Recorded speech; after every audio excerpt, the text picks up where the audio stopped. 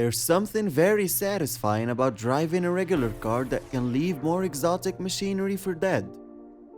The generic terms are sleeper, Q car, or wolf in sheep's clothing. But there are actually several different levels of sleeper.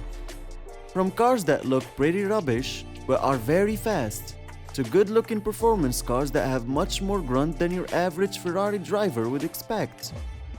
They all share one thing in common: lots of potential power. Hello, and welcome back to our channel.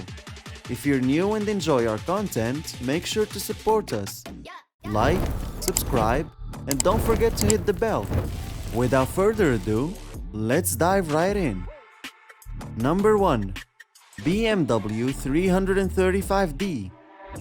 The car that changed people's perceptions of diesel performance, the 335D is a monstrous car straight out of the factory thanks to almost 430 lb/ft.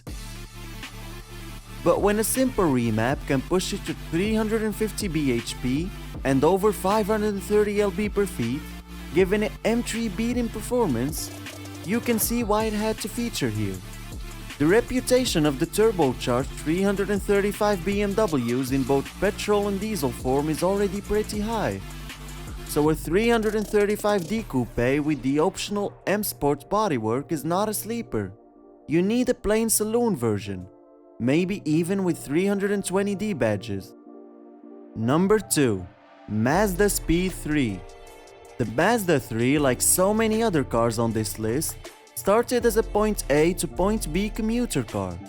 But Mazda has always had an ability to make mundane commuter cars and scrape every bit of fun out of them. Everyone knows Mazda for the rotary Wankel engine and the MX-5 Miata. Both have long-standing lineages and impractical applications. The Mazda 3 gave Mazda the chance to apply some of their sports car knowledge to something you could actually take to the grocery store.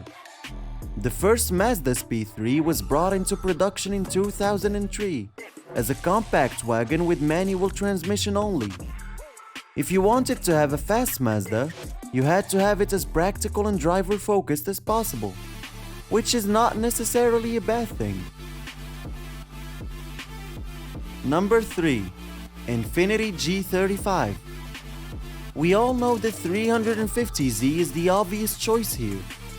It established itself as a JDM legend, thanks to the Fast and the Furious, Need for Speed, and the many tuners and racers have made the 350Z their performance platform of choice. But let's say you want the same performance with a little added luxury, or a car you can take the kids to soccer practice in. The Infiniti G35 has you covered.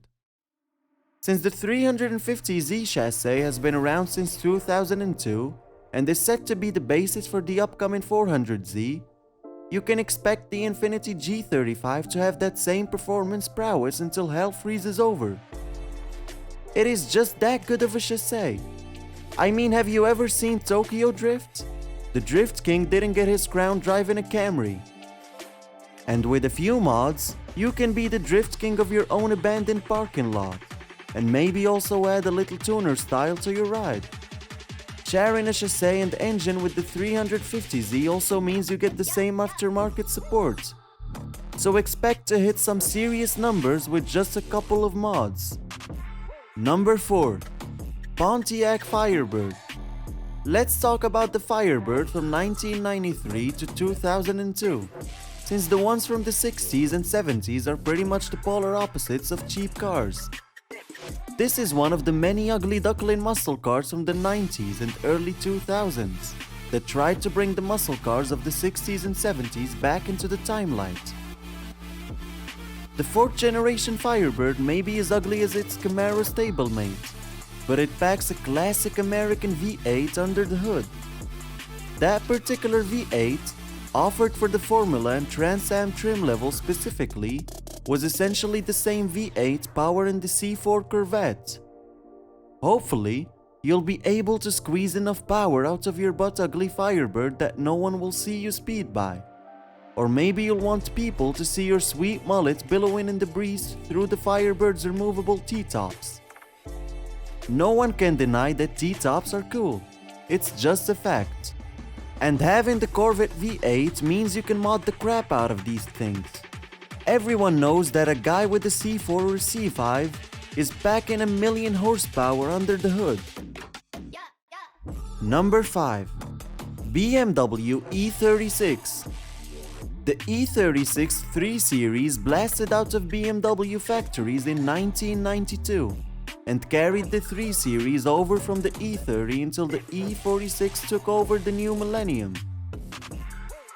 The naturally aspirated straight 6 available in the E36 gives you the same buttery smooth power delivery you expect from the 3 Series. Plus, you can get it mated to a 6-speed manual transmission. After you've had your fill of the standard BMW experience, a few bolt-ons can get you well into the M3 territory. Slap a turbo or two in the engine bay, and you'll be well on your way to chasing down supercars at stoplights.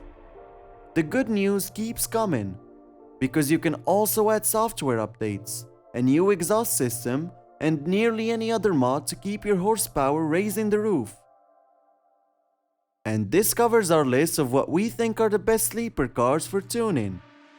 Thank you for tuning in, and as always, I'll see you all in the next one.